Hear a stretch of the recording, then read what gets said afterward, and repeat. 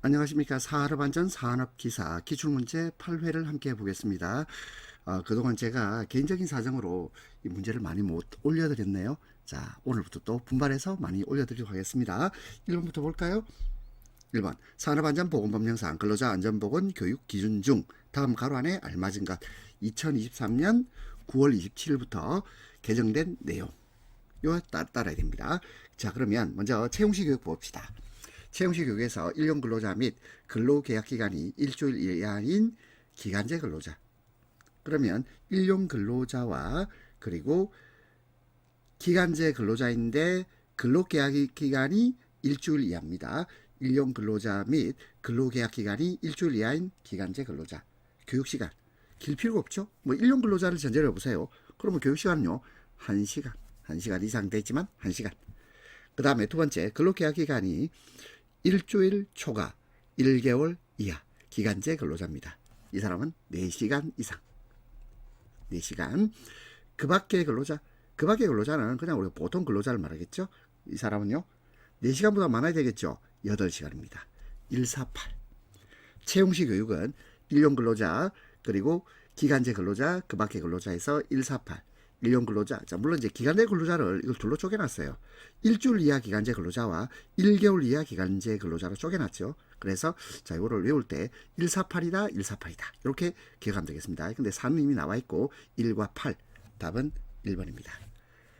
자, 근데 나 개정된 내용 아직 준비 안 돼 있는데 이런 사람이 있을 거예요. 또는요, 개정이 됐는데 알고 있는데 또 헷갈리시는 분도 있겠습니다. 자, 우리 그런 분들을 위해서 자, 제가 일부 내용을 발췌를 해봤습니다. 봅시다. 일단 정기교육 있죠. 이게 가장 출제 가능성이 높습니다. 정기교육에서 사무직 종사 근로자, 이것이 매 반기 6시간 이상이었어요. 과거에는 매 분기 3시간 이상이었죠. 자, 근데 이것이 매 반기 6시간 이상. 그 다음에 그 밖의 근로자로서 판매무에 직접 종사하는 근로자 매반기 6시간 이상. 그 다음에 판매무에 직접 종사하는 근로자 외의 근로자는 매반기 12시간 이상. 그래서 정기교육은 6612, 6612. 그 다음에 채용시 교육. 우리 아까 봤죠? 148, 148입니다. 채용시 교육은 148. 그 다음에 작업 내용 변경시 교육. 변경시 교육은 이때는 일용 근로자 및 근로계약 기간이 일주일 이하인 기간제 근로자는 1시간, 그 다음에 그 밖의 근로자는 2시간. 이렇게 일단 암기하세요. 그러면 가장 출제 가능성이 높은 것은 제가 볼 땐 정기교육입니다. 6612, 6612. 그리고 이게 매반기라는 것. 그 다음에 방금 봤던 채용시 교육은 148, 148. 작업 내용 병시 교육은 12, 12. 자, 그 다음 하나 좀더 봅시다. 특별교육. 특별교육에서 일용 근로자 및 근로계약 기간이 일주일 이하인 기간제 근로자인데 별표 5의 제1호 라목에서 별표 제1호 라목, 이게 뭐겠습니까? 이거는 뭐냐면 특별교육 대상 작업을 말하거든요. 그러면 특별교육 대상 작업에 종사하는 일용 근로자 및 근로계약 기간이 일주일 이하인 기간제 근로자인데 근데 39호는 제외합니다. 그러면 제 39호가 뭔지 봐야 되겠죠. 왜냐하면 여기 두 번째를 보면 39호에 해당하는 작업에 종사하는 근로자에 한정되거든요. 그러면 39호를 빼고는 특별교육 대상 근로자는 39호를 빼고는 2시간 이상. 근데 39호는 8시간 이상. 그러면 39호는 뭔가 특별한 일 아니겠습니까? 뭔가 위험한 일. 뭔가 좀 더 특별한 일. 뭘까요? 타워 크레인. 좀 더 느려서 말하면 타워 크레인을 사용하는 작업 시 신호 업무를 하는 작업이에요. 타워 크레인을 사용하는 작업 시 신호 업무를 하는 작업입니다.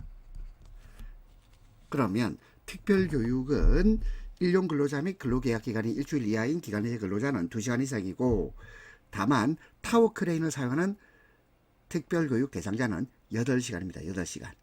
8시간.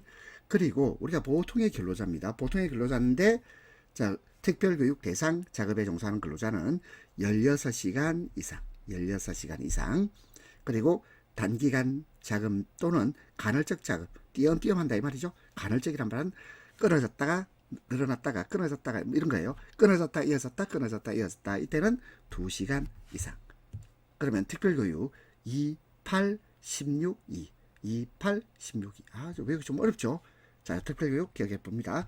그 다음에 건설업 기초안전보건교육은 건설 일용 근로자는 4시간 이상입니다. 자, 이렇게 다시 한번 정리해 주세요.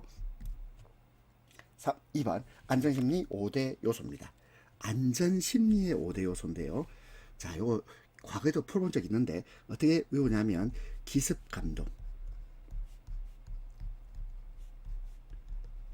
기습감동, 안전심리의 5대 요소 기습감동. 여기도 기가 있고 여기도 감이 있는데 어떡하죠? 자, 그럼 일단 기는 기질입니다. 습은 습관, 그 다음에 습성, 감은 감정이에요. 감정. 그리고 동은 동기. 자, 그래서 이제 이런 게 좀 어렵네요. 안전심리의 5대 요소 기습감동, 기습감동인데 기는 기질, 습은 습관, 습성, 감은 감정, 감각 아닙니다. 감각 아니다. 감정. 그리고 동은 동기. 답은 1번입니다. 3번 학습을 자극에 의한 반응으로 보는 이론에 해당하는 것. 자, 우리 여기 뭐라고 하냐면 자극 반응 이론 이렇게 불러요. 자극 반응 이론. 그러면 우리가 자극을 주면 그에 따라서 반응이 이루어지는 거 주로 뭐죠? 손하고 발이죠. 손발. 그러면 손하고 발에 자극이 일어나죠. 그러면 그에 따라서 반응이 일어나잖아. 그러면 아파요. 그럼 파스 붙여야 돼요. 그래서 손반 파스 이렇게 외웁니다. 손반 파스. 자, 손 바로 났죠. 손다이크. 자, 손다이크입니다. 반은요, 반두라. 그래서 손발 이렇게 외우기도 합니다. 손다이크, 반두라. 파스, 파블로입니다. 파블로 하면 파블로의 조건 반사설을 말해요. 자, 그 다음에 자, 스키너의 조작적 조건화설을 말합니다. 자, 요거 한번 외워보겠습니다. 자, 먼저 손다이크. 자, 손다이크 보니까 시행착오설 돼 있는데 시행착오설이라 부르기도 하고 또는 학습이론 이렇게 부르기도 합니다. 그죠? 그 다음에 두 번째 반두라의 사약습 이론이고, 그 다음에 파블로프의 자, 우리 조건 반사사. 그 다음에 스키너의 조작적 조건화사. 손발 파스 발라라. 손반 파스. 자, 따라서 답은 1번입니다. 그 다음에 2번, 3번, 4번은 뭐 볼 필요 없습니다. 그 다음에 4번 학생이 마음속에 생각하고 있는 것을 외부에 구체적으로 실현하고 형상화하기 위하여 자기 스스로가 계획을 세워 수행하는 학습활동으로 이루어지는 학습 지도의 형태입니다. 자, 이렇게 문제가 길잖아요. 그럼 여기 답이 있어요. 여기 보니까 계획이 있죠. 계획. 자, 계획을 영어로 해주세요. 프로젝트. 어디 있나요? 프로젝트 있네요. 자, 이게 프로젝트를 구한법 이렇게 놨죠. 요 안을 프로젝트를 번역해서 안이라고 표현한 거예요. 자, 그러면 케이스 메서드. 케이스 해볼까? 케이스. 설마 케이스를 뭐 김치통 뭐 이런 거 생각하면 안 되겠습니다. 여기서 케이스는 뭐죠? 사례 연구법. 케이스 메서드. 그 다음에 패널 디스커션. 패널이 뭐죠? 패널은 뭐냐면 이거는 토론회 출석자입니다. 이 토론회의 출석자를 그러니까 출석해가지고 이제 막 말하는 사람 있죠. 이것을 패널이라고 불러요. 패널 디스커션. 그 다음에 구한법, 프로젝트 메서드. 그 다음에 문제법, 프로블럼.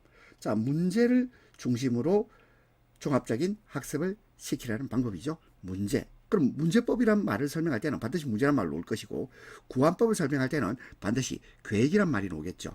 그 다음에 패널 디스커션은 패널이란 말이 나옵니다. 따라서 2번은 출제 가능성 별로 없죠. 그 다음에 케이스 메서드는 요는 케이스 사례라는 단어가 나옵니다. 자, 다시 4번.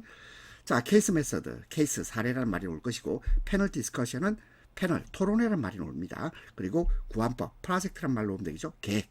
그 다음에 문제법, 프로블럼, 문제라는 단어가 나옵니다. 따라서 4번의 답은 3번.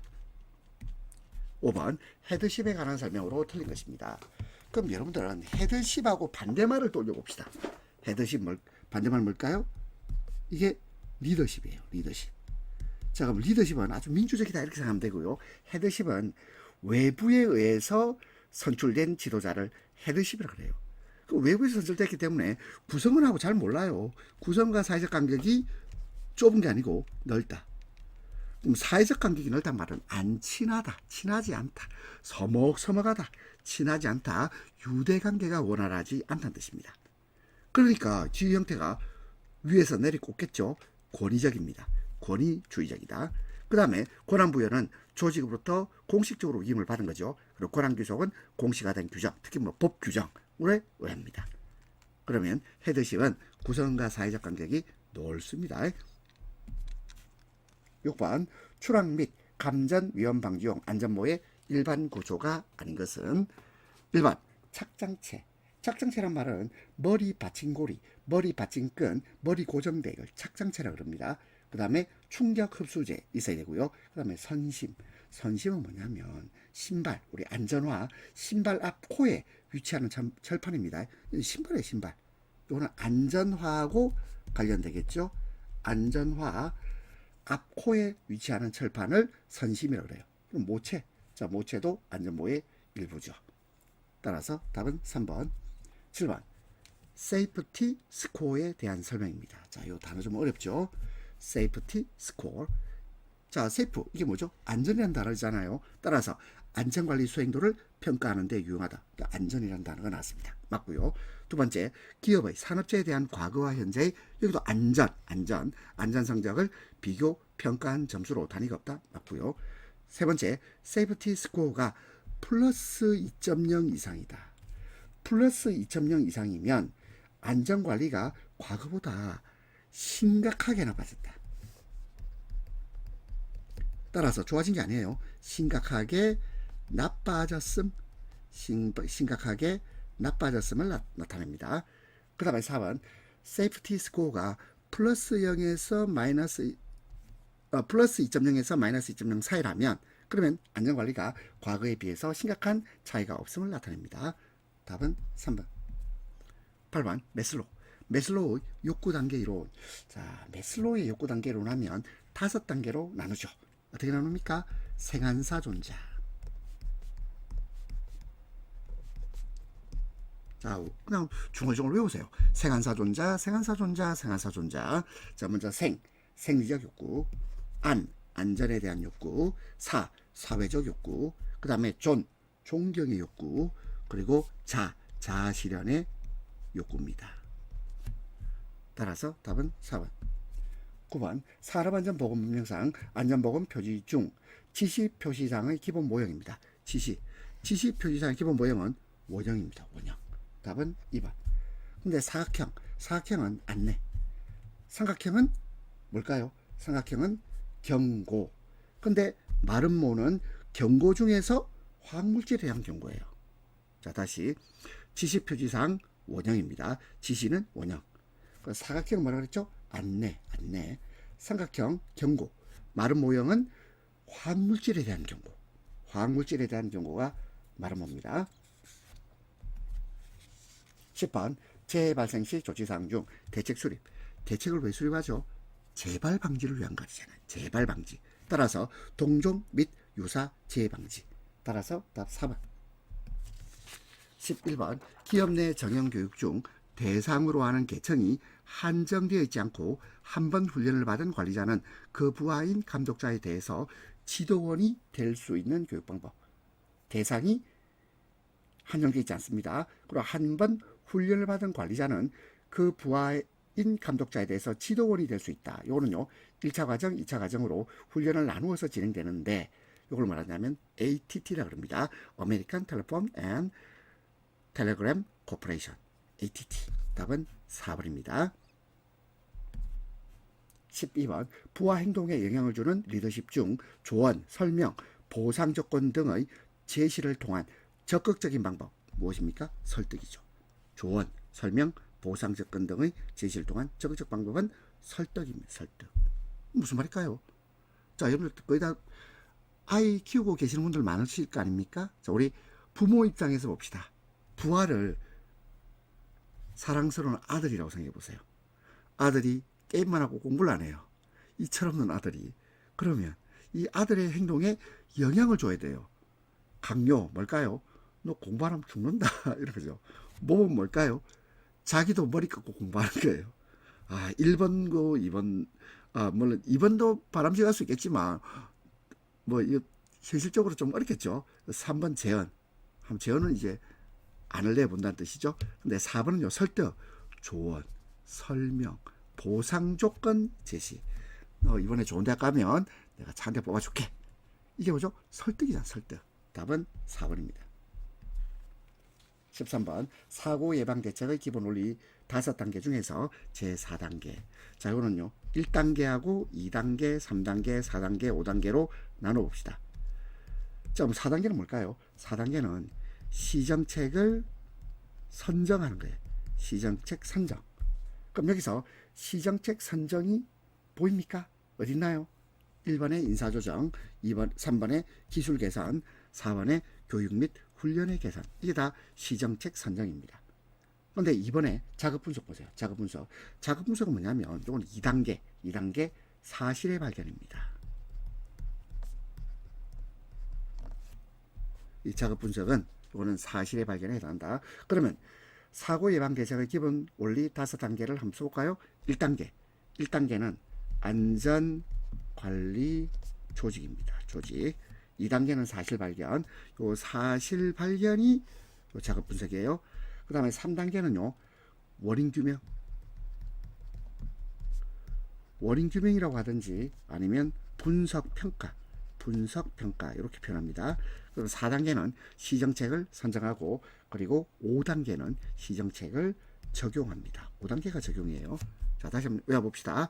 사고 예방 대책의 기본 원리 5단계. 1단계 안전관리 조직, 2단계 사실 발견. 이 사실 발견에 작업 분석이 있습니다. 그리고 3단계는 원인 규명 또는 분석 평가. 4단계는 시정책 선정. 시정책 선정이 인사조정, 기술의 개선, 교육 및 훈련의 개선. 그리고 5단계가 시정책 적용입니다. 자, 13번 좀 어렵죠? 14번 주의의 특성 중 여러 종류의 자극을 받을 때 소수의 특정한 것에만 반응하는 것. 자, 이게 미 나왔어요. 소수 특정한 것. 소수 특정한 것에만 뭘 해놨죠? 선택을 해놨잖아요. 1번 선택성입니다. 15번 재예방의 4원칙. 재예방의 4원칙도 우리 여러 번 했습니다. 1번 원인 계기. 계기란 말하고 연계란 말이 같은 말입니다. 그래서 원인 계기의 원칙 또는 원인 연계의 원칙 같은 말이고요. 2번 예방 가능의 원칙 맞습니다. 그 다음에 3번 사실 보존 이건 없어요.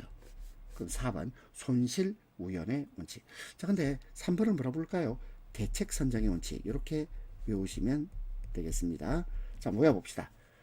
자, 먼저 예방 가능의 원칙, 두 번째 손실 우연의 원칙, 세 번째 원인 연계, 원인 계기의 원칙, 네 번째 대책 선정의 원칙. 이렇게 구별할 수 있습니다. 자, 이거 외울 수 있겠습니까? 그럼 앞글자만 따서 한번 외워볼까요? 원인, 예방, 대책, 손실. 원인, 예방, 대책, 손실. 16번 산업안전보건법령상 관리감독자의 업무 내용이 아닌 것입니다. 자, 우리 관리감독자입니다. 관리감독자는 안전보건점검 및 이상 유무를 확인해 봐야죠. 확인해 봐야 됩니다. 그 다음에 산업장 산업보건의 지도 조언에 대한 협조 이것도 관리감독자의 업무입니다. 그 다음에 위험성 평가를 위한 업무에 기인하는 유해 위험 요인의 파악 및 그 결과에 따라 개선 조치의 시행. 이것도 관리감독자의 업무. 유해 위험 요인의 파악, 그리고 결과에 따라 개선 조치 시행도 그렇습니다. 근데 4번 보세요. 작성된 물질 안전 보건 자료의 게시 비치에 관한 보자 및 조언 지도. 보자 및 조언 지도는 보건 관리자의 업무가 되겠습니다. 보건 관리자의 업무입니다. 따라서 답은 4번입니다. 17번 400명 근로자가 종사하는 공장입니다. 휴업일수 127일, 중대재해 한 건이 발생했어요. 강도율을 구합시다. 자, 그럼 강도율 구하는 공식 볼까요? 강도율은 연근로 총시간수 연근로 총시간수 분의 근로 손실 일수에다가 곱하기 1000을 하면 됩니다. 자, 근데 지금 우리는 또 근로 손실 일수를 구해야 되겠네요. 그러면 근로 손실 일수는, 자, 이거는 저기서 한번 볼까요? 휴업일수 곱하기 365분의 300 이렇게 하면 되겠죠. 그럼 휴업일수가 얼마죠? 127일 곱하기 365분의 300 하면 되겠습니다. 자, 그러면 연근로 총시간수 또는요 총 근로시간수 이래야 됩니다. 어쨌든 근로자의 수에다가 그 다음에 일일 근무시간에다가 그리고 연 근무 날짜를 곱해주면 돼요. 또 여기다 나오죠. 400명 그 다음에 일일 8시간 그 다음에 연 300일. 그러면 분모를 한번 정해 봅시다. 연근로 총시간수는 400 곱하기 8 곱하기 300 분의, 그 다음에 근로손실일수는, 자, 이거는 127 곱하기 365분의 300 그리고 곱하기 1000을 하면, 자, 이거는 이제 계산기를 뚫어 봐야 되겠죠. 자, 계산해 보세요. 약 0.108 이렇게 나오거든요. 그러면 소수점 둘째 자리까지 해볼까요? 그럼 0.11 0.11인데 0.11이 없네요. 0.1이 있네요. 답은 2번을 하면 되겠습니다. 18번 시행착오설에 의한 학습 법칙이 아닌 것입니다. 시행착오라는 것은 학습이란 자극과 반응의 결합인데 맹목적인 시행을 되풀이하는 과정에서 자극과 반응의 결합의 과정이에요. 그러면 이것은요 1번 효과의 법칙 맞고요, 2번 준비성의 법칙 맞습니다, 3번 연소의 법칙. 근데 일관성의 법칙은 이거는 뭘 말하냐면 조건 반사설을 말해요. 일관성의 법칙은 조건 반사설에 관한 내용입니다. 19번 산업안전보건법령상 건설 현장에서 사용하는 크레인, 리프트 및 곤돌라의 안전검사 주기로 옳은 것입니다. 단 이동식 크레인, 이삿짐 운반용 리프트는 제외입니다. 이동식 크레인과 이삿짐 운반용 리프트는 제외하고 크레인, 리프트, 곤돌라 안전검사 주기는, 자, 이거는요 사업장의 설치가 끝난 날로부터 3년 이내 최초 안전검사하고 그 이후부터는 2년마다 하는데, 근데 요게 보니까 특이점이 건설 현장에서 사용하는, 이렇게 돼 있죠. 건설 현장에서 사용하는 것은 이때는 주기가 짧아요. 최초 설치한 때로부터 기간이 짧아야 돼요. 그래서 최초 설치한 날로부터 6개월마다입니다. 6개월. 최초로 설치한 날부터 6개월마다 건설 현장에서 사용하기 때문에 기간이 더 짧습니다. 따라서 답 1번입니다. 20번 위험 예지 훈련 4R 방식 중 각 라운드별 내용 연결이 옳은 것입니다. 자, 요거는요 두 문자를 따가지고 한번 외워봅시다. 현본 대목이다.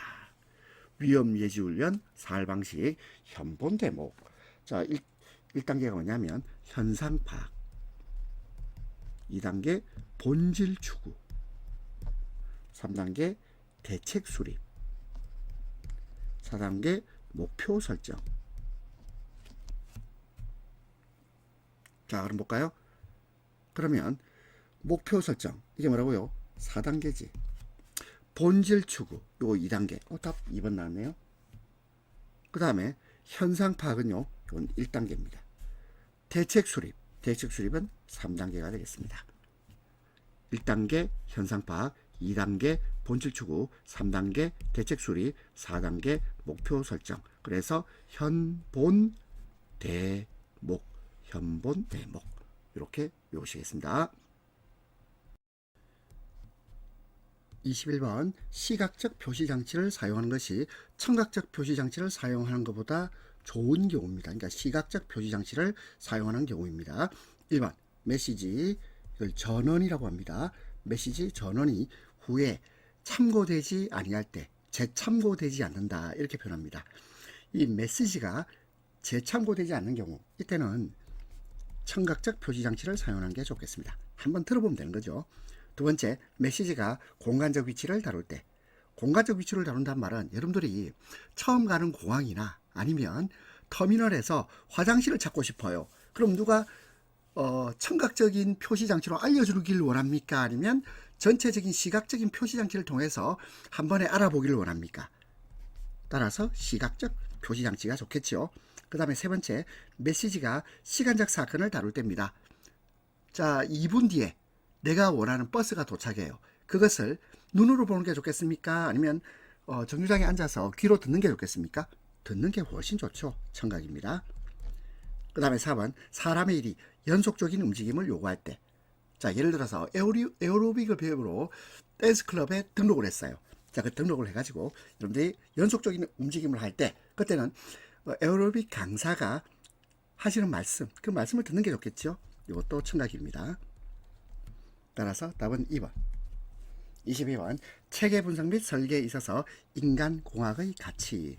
이 가치는 결국 목표죠. 목표 또는 목적입니다. 가장 거리가 먼 것이에요. 1번 성능 향상, 맞죠? 2번 인력 이용률의 감소. 인간공학, 인간과 기계가 조화를 이루어야 돼요. 그러면 인간 이용률의 감소입니까? 그건 아니죠. 향상.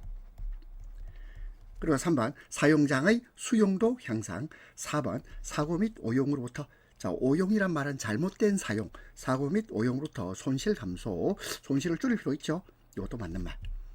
자, 그렇다면 인간공학의 가치 목표는 이런 거죠. 좋은 것은 향상시키고 나쁜 것은 감소시키고. 그렇죠? 자, 보세요. 성능 향상, 인력 이용률 향상, 사용 수용도 향상. 근데 손실은 감소. 답은 2번입니다. 23번, 휘도의 척도 단위 유닛이 아닌 것입니다. 휘도하고 관련되는 거, 이것은 램버트입니다. 램버트. 그러면 램버트나 칸델라, 휘도 단위는 램버트나 칸델라입니다. 그러면 여기서 여러분들이 한번 잘 보세요. 램버트나 칸델라라고 표현되는 거 있나요? 있죠. 여기 있네요. 램버트. 그렇죠? 풋 램버트, 그리고 밀리 램버트. 이게 휘도의 척도 단위입니다. 그 다음에 요 CD가 뭡니까? 이게 칸델라죠. 칸델라 퍼 제곱미터입니다. 칸델라 퍼 제곱미터. 자, 휘도 단위가 되겠네요. 근데 FC, 요는 풋 캔들, 요는 조도 단위입니다. 조도. FC는 조도하고 관련돼요. 답은 1번이 되겠습니다. 24번, 신체 반응의 척도 중 생리적 스트레스의 척도로 신체적 변화의 측정 대상에 해당하지 않는 겁니다.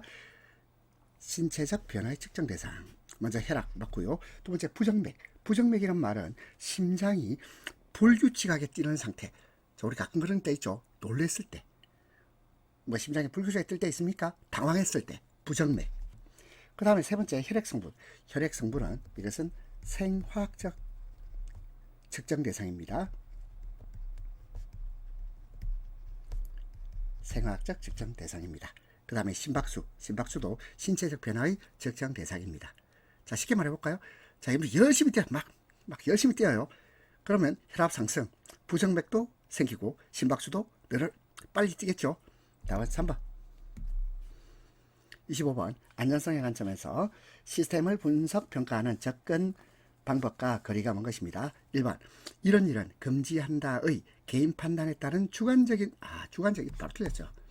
개인 판단에 따른 주관적인 방법, 이거는요, 안전성의 관점에서 시스템을 분석 평가하는 방법과 거리가 멉니다. 그 다음에 2번, 어떻게 하면 무슨 일이 발생할 것인가, 연역적인 방법 필요하고요. 어떤 일은 하면 안 된다라는 점검표로 사용하는 직관적인 방법 필요합니다. 4번, 어떤 일이 발생했을 때 어떻게 처리해야 안전한가의 귀납적인 방법, 이것도 다 필요하죠. 그래서 연역적, 기관적 방법, 직관적 방법 다 필요한데 개인 판단에 따른 주관적 방법을 사용해서는 안 됩니다. 26번, 다음 연산포에 해당하는 논리 연산입니다. 1번 엑소알을요 베타적 논리합이라고 합니다. 베타적 논리합. AND는요 논리곱입니다. 곱. NOT not, 이건 부정이고요. 그 다음에 OR은 논리합이라고 합니다. 그러면 각각 어떤 특징이 있는지 봐야 되겠죠. 먼저 XOR. XOR은 베타적 논리합이기 때문에 서로 값이 다를 때 그때 1이 돼요. 서로 다른 값을 입력했을 때만. 자, 이거 한번 볼까요? 여기 보니까 서로 다른 값이죠. 0, 1, 1, 0 서로 다른 값. 서로 다른 값이 입력될 때 그때만 1이 출력되는 것. 이것을 XOR이라고 그래요. 답은 1번입니다. 그러면 AND. AND는 뭘까요? AND는 두 개의 입력이 서로 1일 때 각각 1을 입력했을 때 1이 나온다 이 말이야. 1을 입력했을 때 1이 나옵니다. 그러면 NOT는 뭘까요? NOT는 뭐냐면 입력과 반대가 출력되는 거예요. 1을 입력하면 0이 출력되고 0을 입력하면 1이 출력되고 입력과 출력이 반대. 그 다음에 OR. OR은 어느 하나가 1일 때 1이 출력됩니다. 자, 다시 봅시다. 여기는요. 하나는 0, 하나는 1. 서로 입력이 다르죠. 서로 다른 입력을 할 때 출력이 되는 것. 이것을 베타적 논리 합이라고 합니다. 답은 1번. 27번. 항공기 위치 표시 장치의 설계 원칙에 있어서 다음 보기의 설명에 해당하는 것입니다. 항공기의 경우 일반적으로 이동 부분의 영상은, 자, 이동 부분의 영상입니다. 자, 레이더를 돌려보세요. 레이더 돌려보면 고정된 눈금이나 좌표계에서 나타내는 것이 바람직하다. 이게 뭘까요? 이동 부분의 영상은 고정된 눈금이나 좌표계에 나타내는 것이 바람직한 것을 양립적 이동이라고 합니다. 양립적 이동. 답은 2번입니다. 28번. 근골격계 질환의 인간공학적 주요 위험 요인과 가장 거리가 먼 것입니다. 1번 과도한 힘 안되겠죠. 부적절한 자세 안되겠습니다. 3번 고온의 환경. 고온이 아니고 저온일 때가 더 위험합니다. 그렇게 보입니까? 그럼 여러분들은 40도의 온도하고 마이너스 40도의 온도하고 어느 것이 더 위험합니까? 저온이 더 위험하죠. 그 다음에 4번 단순 반복 작업. 이것도 위험 요인이 되겠습니다. 29번 산업 현장에서 사용하는 생산 설비의 경우 안전장치가 부착되어 있습니다. 근데 생산성을 위해서 제거하고 사용하는 경우 있다. 이게 무슨 말이에요? 생산성을 위해서 제거하고 사용한다는 말은 안전은 무시하고 더 많은 양을 생산하기 위해서 안전장치를 떼버린다 이 말이야. 거추장스러우니까 생산에 장애가 되거나 불편하니까 떼버립니다. 그러면 이러한 경우에 대비해서 설계 시 안전장치를 제거하면 작동 안 되도록 하는 거죠.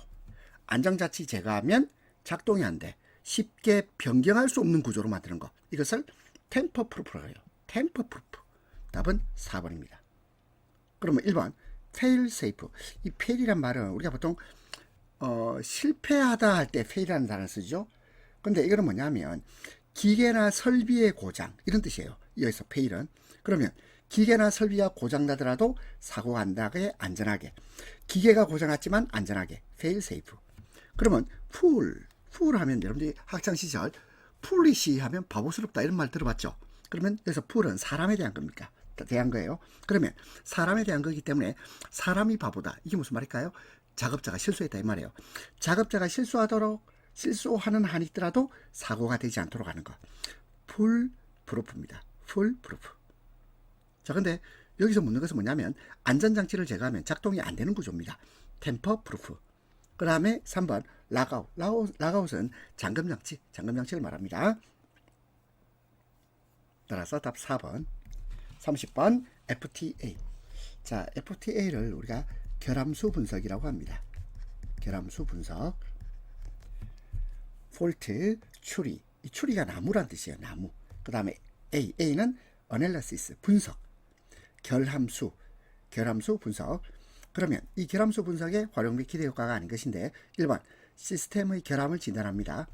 2번 사고 원인 규명화의 간편화. 이것도 맞죠? 3번 사고 원인 분석의 정량화도 됩니다. 그런데 비용에 대해서는 FTA로 기대하기 어려워요. 따라서 답은 4번이고요. 31번 인간공학적 부품 배치 원칙. 부품 배치 원칙입니다. 1번 신뢰성. 자, 신뢰성이 아니고 이것은 기능별 배치입니다. 기능별 배치 원칙. 그 다음에 2번 사용 순서의 원칙. 3번 중요성의 원칙. 4번 사용 빈도의 원칙. 그럼 여러분들은 인간공학적으로 부품을 배치하려면 일단 기능에 맞게 배치해야 되고 순서에 따라서 배치해야 되고 중요한 것 위주로 배치해야 되고 그 다음에 사용 빈도가 많은 것으로 가까운 곳에 배치해야 되겠죠. 그러면 1번이 틀린 것을 알 수 있습니다. 32번 시스템 안전 프로그램 계획에서 완성해야 할 시스템 안전 업무에 속하지 않는 것입니다. 1번 정성 해석. 정성이란 말은 뭐냐면 사고 가능성이나 위험 요소 등을 수치로 나타내지 말고 정량적인 게 아니고 정성적으로 평가하는 겁니다. 그 다음에 두 번째 운용 해석. 운용 해석이란 말은 시스템을 운용할 때 예상되는 위험과 안전 문제를 분석하는 것을 운용 해석이라고 합니다. 근데 3번 경제성, 돈에 가는 거잖아요. 비용에 가는 거잖아. 경제성 분석을 하지는 않습니다. 4번 프로그램 심사 참가. 자, 그렇다면 여러분들이 우리 시스템 안전 프로그램 계획에서는 경제성, 돈 문제에 대해서 비용을 절감하는 분석은 하지 않는다. 이렇게 기억하시면 되겠습니다. 33번 선형 조정 장치를 16cm 옮겼습니다. 그때 선형 표시 장치가 4cm 움직였어요. 그때 CRB. 자, 이 CRB를 구하기 위해서는 공식을 좀 알아야 되겠는데요. 일단 표시 장치의 이동 거리 분의 표시 장치 이동 거리 분의 조종 장치의 이동 거리를 해주면 돼요. 그럼 여기서 표시장치의 이동거리 어떻게 했죠? 표시장치의 이동거리 이게 4cm죠. 4cm. 그때 조정장치의 이동거리는 우리 조정장치 조정이든 같습니다. 조정장치의 이동거리는 저거는 16이죠. 16. 그러면 CRB는 4가 되겠네요. 4.0 해도 되고요. 4. 34번 자연 습구 온도가 20도씨입니다. 흡구 온도가 30도씨예요. 실내의 습구 흡구 온도 지수 WBGT. 자, 그러면 실내 WBGT의 공식을 한번 생각해 볼까요? 자, 일단 자연 습구 온도가 20도 요거 하나가 주어진 값이고요. 그 다음에 흡구 온도가 30도예요. 그러면 자연 습구 온도가 20도란 말은 여기에 대해서는 가중치를 얼마를 주냐면 0.7 가중치를 둬요. 그 다음에 흡구 온도가 30도죠. 30도에 대해서는 흡구 온도에 대해서는 이때는 가중치를 0.3을 둡니다. 그러면 다시 실내의 습구 흡구 온도 지수는 습구 온도에다가 0.7의 가중치, 흡구 온도에다가 0.3의 가중치. 자, 이거 좀 외워야 되는데요. 습구 온도에 0.7, 흡구 온도에 0.3. 그럼 해볼까요?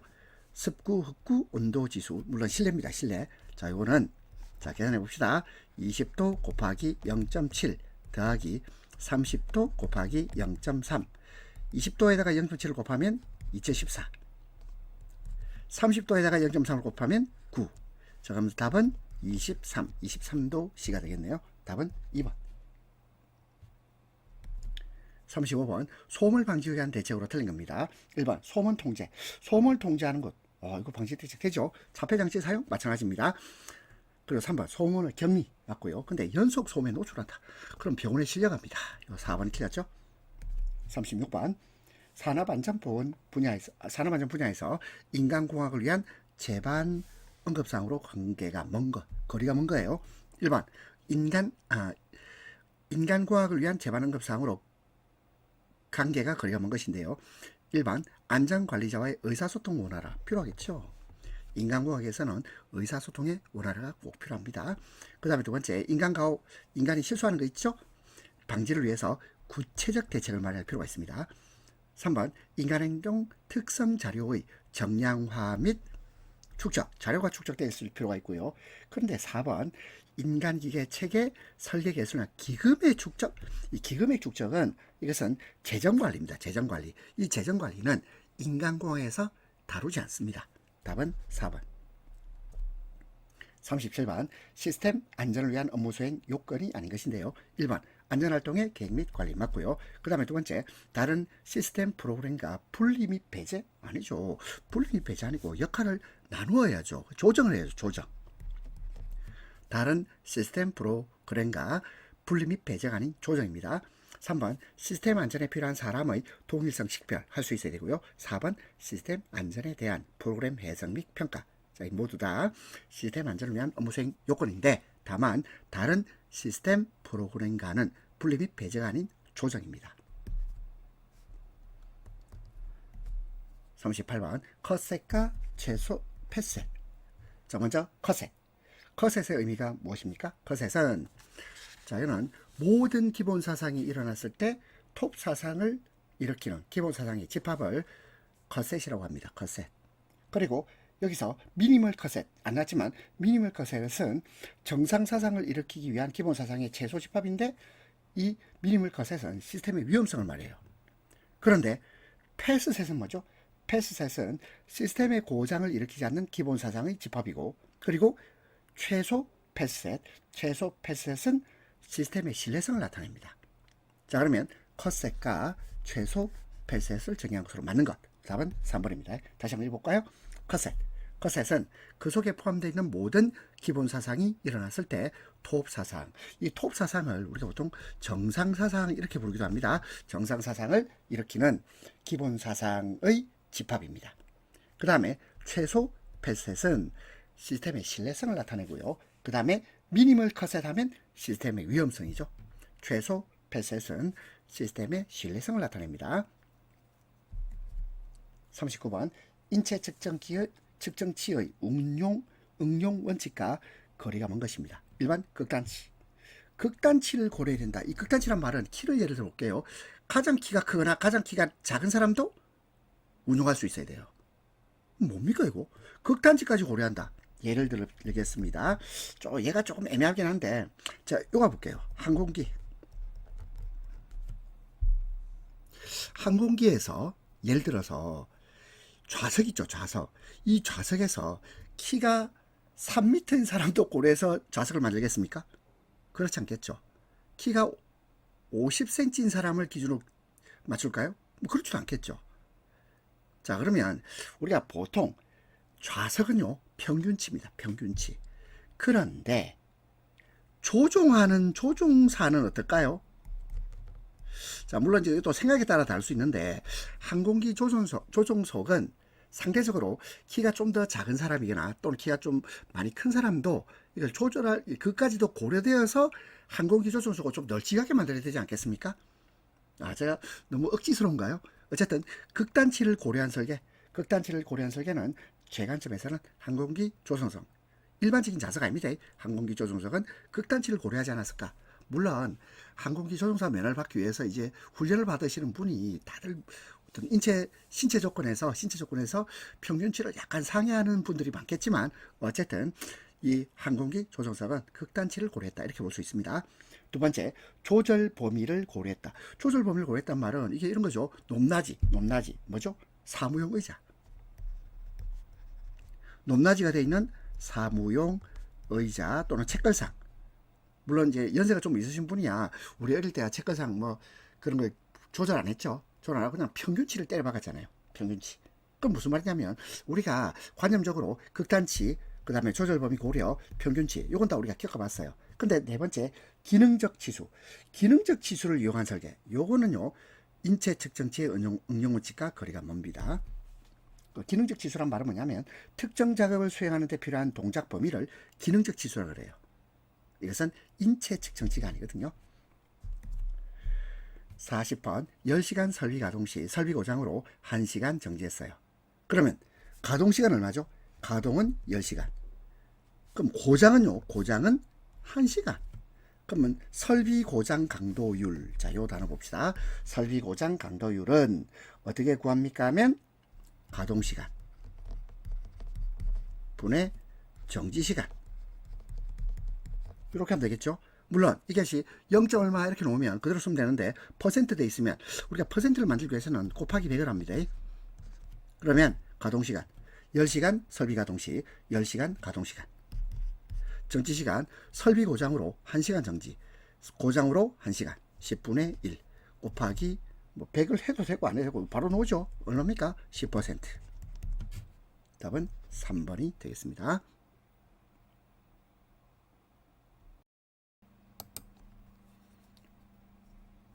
41번 500rpm으로 회전하는 연삭기 숫돌 지름이 200mm일 때 원주 속도 구하시오. 자, 그러면 여러분들은요 500rpm 알고 있고 그 다음에 지름이 200mm인 걸 알 수 있죠. 그러면 원주 속도 구하는 공식, 자 V는 파이 곱하기 D 곱하기 N, 자 이것을 1000으로 나눈 겁니다. 1000분의 파이 dn. 파이는 원주율 3.14고요. 자 D는 숫돌 지름입니다. 숫돌 지름은 우리가 200mm임을 알 수 있죠. 그 다음에 N, 여기서 N은 뭐냐면 회전수입니다. 회전수는 여기 500rpm 알고 있죠. 자 그럼 계산해 볼까요? 그러면 1000분의 파이는 3.14, 3.14 1호부 쭉 나가지만 우리는 3.14로 계산합시다. 그 다음에 D 숫돌 지름은 200, 그죠? 그리고 회전수는 500. 자 그러면 여기서 200하고 500을 곱하면 얼마입니까? 10만이죠. 근데 10만하고 1000하고 관계는 몇 배 관계죠? 1000을 100배 하면 1000, 만, 10만. 그러면 1000을 없애고 얘를 없애면 얼마 남죠? 100이 남잖아요. 100. 그러면 3.14에다가 100을 곱했다 이 말이거든요. 3.14에다가 100을 곱해주세요. 그러면 314. 답은 3번 됩니다. 41번 다시 보겠습니다. 500rpm으로 회전하는 연삭기 숫돌 지름이 200mm일 때 원주 속도는, 자 만약에 이거 계산하기 좀 힘드신 분도 있을 것 같아요. 계산기가 주어지고 시간이 있더라도 난 뭐 자신 없다 그러면 일단 41번은 무시하고 넘어가세요. 무시하고 넘어갔다가 다른 내용을 다 공부하고 난 뒤에 마지막에 다시 한번 계산 문제만 따로 뽑아서 공부해 보시는 것도 방법이겠습니다. 자, 근데 그거 말고 나는 그냥 돌파를 한다. 현장에서 바로 그냥 이거 문제 풀고 싶다. 그러면 V는 파이 dn 곱하기 1000분의 1 또는 파이 dn을 1000으로 나눈 값이에요. 파이는 3.14, d는 숫돌 지름, n은 회전수. 숫자 넣고 그리고 계산기를 두드리면 되겠습니다. 저는 계산기 없이도 계산할 수 있다고 생각하고 이렇게 풀었습니다. 42번 기계의 운동 형태에 따른 위험점의 분류에서 고정 부분과 회전하는 동작 부분, 그러니까 고정 부분과 회전하는 동작 부분, 이것이 함께 만드는 위험점이다. 이게 무슨 말일까요? 고정된 부분이 있고 그리고 동작하는 부분이 있어요. 그러면요 내 팔다리가 그 중간에 끼인단 말이에요. 생각하기도 쉽죠? 고정하는 부분이 있고 동작하는 부분이 있을 때 내 신체 일부가 거기 끼어요. 끼임점. 답 1번입니다. 그리고 교방지 날개와 하우스 등에서 발생하는 위험점을 말합니다. 그 다음에 2번 절단점 뭘까요? 절단점은 이거는 운동하는 기계 그 자체가 위험한 거예요. 운동하고 있는데 내 손가락이 잘린단 말이에요. 절단점. 생각하기 싫습니다. 그 다음에 물림점 뭐냐면 회전체가 두 개입니다. 회전하는 두 개의 회전체에 물리는 거예요. 그리고 회전 말림점, 이게 뭘까요? 회전하는 물체에 말려 들어가는 거죠. 회전하는 물체에 말려 들어간다. 그러면 2번, 3번, 4번도 모두 문제를 읽어보면 답이 보입니다. 43번 컨베이어 작업 시작 전 점검해야 할 사항으로 거리가 먼 것입니다. 1번 원동기 및 분리 기능 이상 유무 점검해야 됩니다. 2번 이탈 등 방지 장치 기능 이상 유무 점검해야 되고요. 3번 비상 정지 장치 이상 유무 조사해 봐야 됩니다. 근데 4번 자동 전격 방지 장치, 이것은 교류 아크 용접기입니다. 자동 전격 방지 장치 이상 유무는 교류 아크 용접기의 작업 시작 전 점검 사항입니다. 답은 4번. 44번 아세틸렌 용접 장치에서 아세틸렌 발생기실 설치 위치 기준으로 옳은 것입니다. 일단 건물 최상층에 있어야 되죠. 지하층 아닙니다. 지하층 아니다. 최상층. 건물 최상층에 설치하고 화기 사용 설비로부터 3m 초과 장소입니다. 3m 초과. 1.5m 초과 아닙니다. 3m 초과. 건물 최상층에 설치하고 화기 사용 설비로부터 3m 초과 장소에 설치하셔야 된다. 답 3번. 45번 기계 설비 방호에서 가드의 설치 조건으로 옳지 않은 겁니다. 1번 충분한 강도 유지할 것, 2번 구조가 간단하고 위험점 방호가 확실해야 됩니다. 3번 개구부 틈새, 이 간격은 2mm 조정, 2mm 조정하면 안 돼요. 2mm 조정하면 안 됩니다. 4번 작업 점검 주의 시 장애가 없어야 됩니다. 46번 완전 회전식 클러치가 있는 양수 조작식 방호장치에서 확동 클러치 봉합 개소가 4개, 클러치 개소가 4개, 분당 회전수는 200 SPM, 최소 안전거리. 자, 우리 최소 안전거리는 1.6 곱하기 TM입니다. 그러면 1.6 곱하기 TM 할 때 이제 TM을 구해야 되겠죠. TM이란 말은 뭐냐면 양손으로 누름 단추를 조작하고 슬라이드가 하사점에 도달하기까지의 최대 소요 시간입니다. 그러면 TM 공식 한번 해볼까요? TM은 클러치 봉합 개소 분의 1 플러스 2분의 1, 그 다음에 곱하기 분당 행정수 분의 6만, 이렇게 계산하면 되거든요. 그러면 자, 이거 계산되겠습니까? TM은 클러치 봉합 개소 몇 개죠? 4개나 돼 있잖아. 4개. 그죠? 4분의 1 더하기 2분의 1. 그 다음에 분당 행정수 어디 있나요? 200분의, 자, 위에는 6만. 자, 이거 다 정리하면 되겠는데요. 그러면 요 TM을 어디 넣습니까? 요 1.6 곱하기 TM이 최소 안전거리예요. 자, 계산이 좀 어렵죠. 다시 한번 써봅시다. 자, TM, 먼저 TM부터 구해야 돼요. TM이 뭐라 그랬나? 양손으로 누름 단추를 조작하고 슬라이드가 하사점에 도달하기까지의 최대 소요 시간인데, 클러치의 봉합 개소가 4개, 4분의 1 더하기 2분의 1. 4분의 1하고 2분의 1 더하면 4분의 3 아닙니까? 0.75. 이건 0.75입니다. 그 다음에 곱하기 분당 행정수는 200분의 그리고 6만. 자, 200분의 6만 이거 계산해 볼까요? 공 2개 지우고 여기도 공 2개 지우고, 그럼 200분의 600, 200분의 600이니까 300이죠. 그러면 이거는요 0.75 곱하기 300입니다. 그렇죠? 그러면 0.75 곱하기 300 하면 얼마일까요? 그러면 225죠. 그럼 225하고 1.6을 곱해주세요. 225와 1.6을 곱하면 그러면 360이 나옵니다. 자, 물론 와, 니는 다 적어놓고 계산하니까 쉽지, 이렇게 하시는 분도 있을 겁니다. 자, 우리 계산기 두드려 가지고 자, 계산해 보시는데, 자, 그럼 다시 공식 정리해 봅시다. 최소 안전거리 1.6 곱하기 TM. 자, TM이라는 것은 최대 소요 시간인데, 클러치의 봉합 개소 분의 1 플러스 2분의 1 곱하기 분당 행정수 분의 6만. 그래서 식 정리해서 1.6 곱하기 TM 자리에다가 요 값을 넣어주면 됩니다. 47번 목재 가공용 둥근 톱의 두께. 둥근 톱의 두께가 3mm. 그때 분할날의 두께는 몇 밀리미터 이상이어야 하느냐. 이건 뭐냐면 둥근 톱의 두께와 분할날의 두께의 관계입니다. 그러면 이 분할날의 두께는 둥근 톱 두께에다가 어떻게 해야 되냐면 1.1 이상입니다. 1.1 이상. 그러면 3.3에다가 1.1을 곱해서 1.1 이상의 되면 되겠죠. 그러면 3의 1.1은 뭡니까? 3.3 아닙니까? 그러면 3.3 이상. 답은 1번입니다.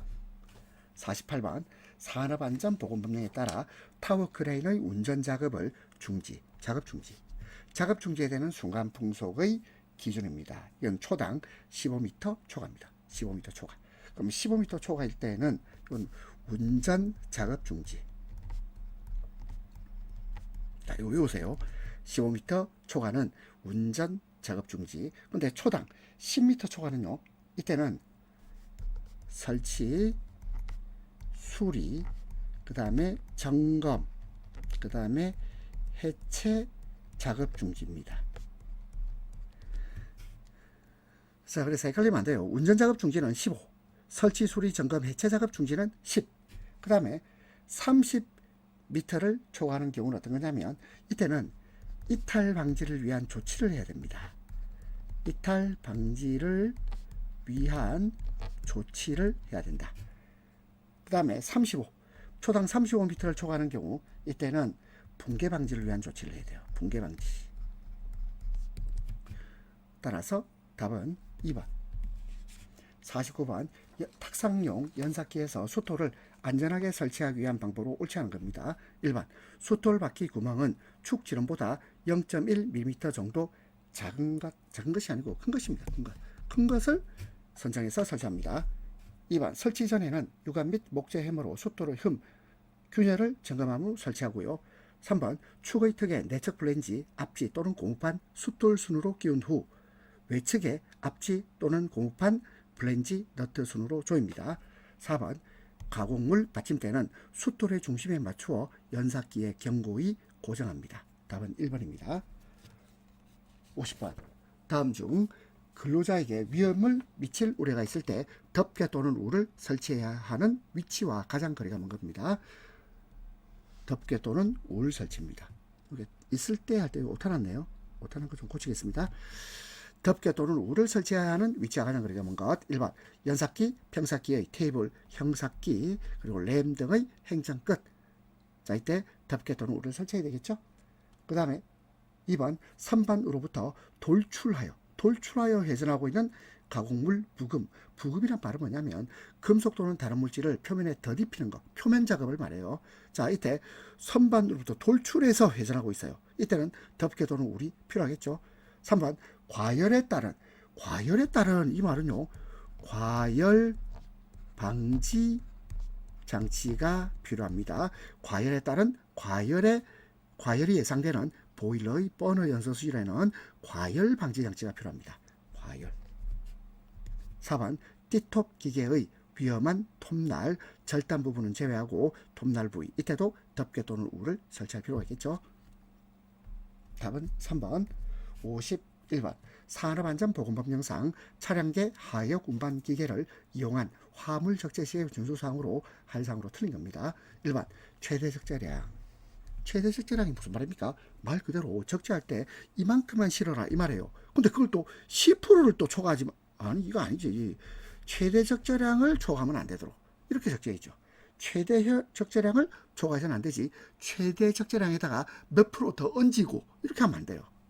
두 번째, 운전자 시야를 가리지 않도록 적재합니다. 3번, 붕괴, 낙하 방지를 위해 화물에 로프를 그는 등 필요 조치를 합니다. 4번에 편하중.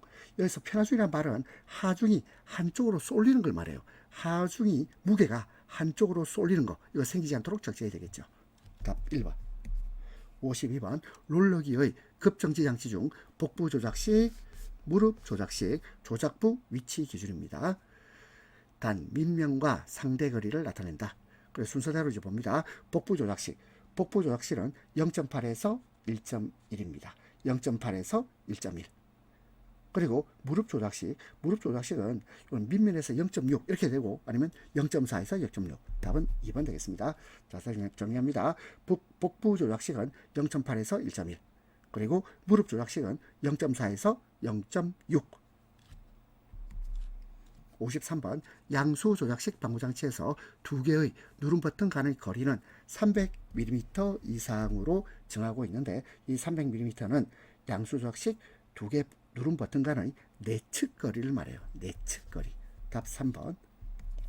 54번 다음 중 프레스에 사용되는 광전자식 방호장치 일반 구조에 관한 설명으로 틀린 것입니다. 1번 방호장치의 감지 기능은 규정한 검출 영역 전체에 걸쳐 유효하여야 한다. 맞고요. 2번 슬라이드 하강 중 정지환 또는 방호장치 이상이 발생했어요. 그러면요 1회 동작 후 정지 아닙니다. 1회 동작 해가지고 사고 나고 자라고 즉시 정지할 수 있는 구조여야 한다.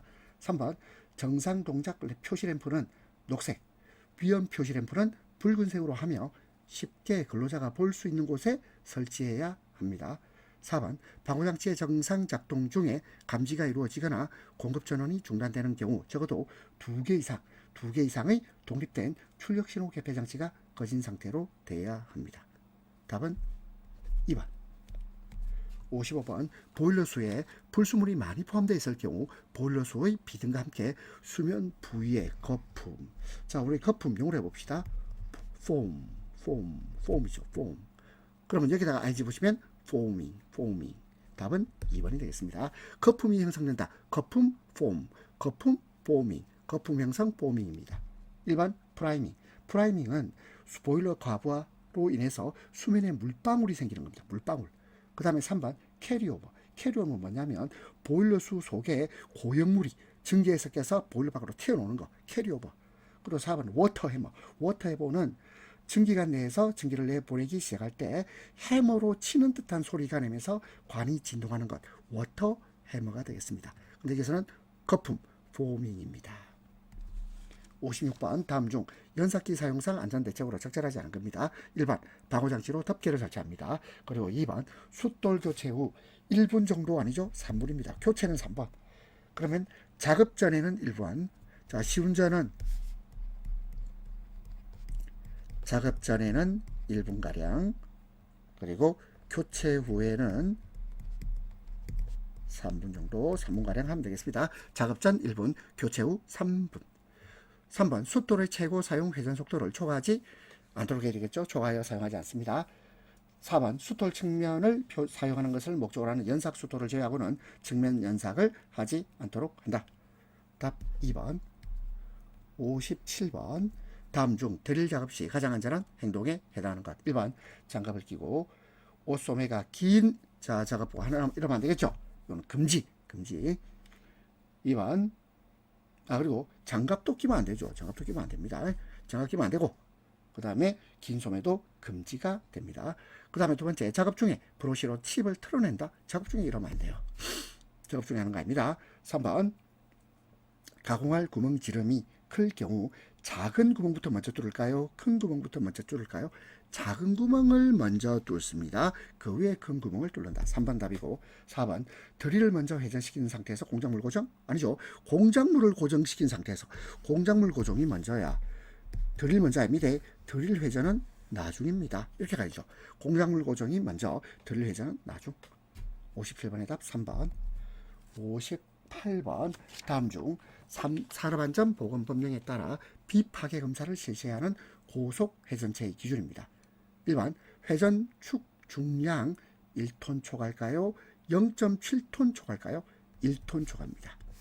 회전 축 중량 1톤 초과. 그리고 원주 속도는 120m/s, 120m/s 이상입니다. 120m/s 이상. 답은 1번입니다.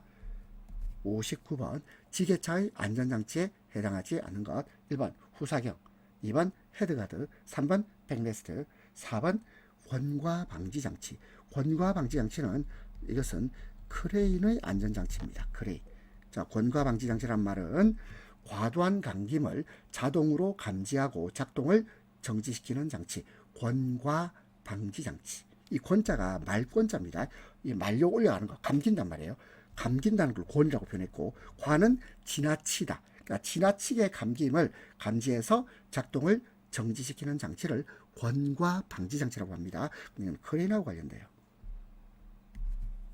60번 다음 중 접근 반응형 방호장치에 해당하는 것. 1번 양수 조작식. 양수 조작식은 위치 제한형입니다.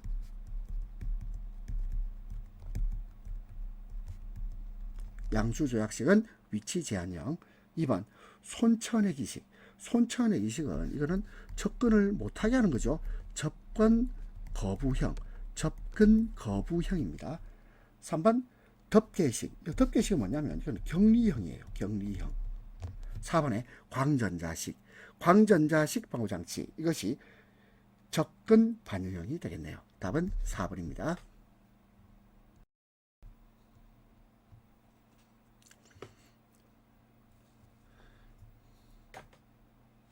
61번 저압 옥내 직류 정지 설비를 전로 보호 장치의 확실한 동작의 확보와 이상 전압 및 대지 전압의 억제를 위하여 접지를 하여야 하나 직류 이선식으로 시설할 때 접지를 생략할 수 있는 경우에 해당하지 않는 것.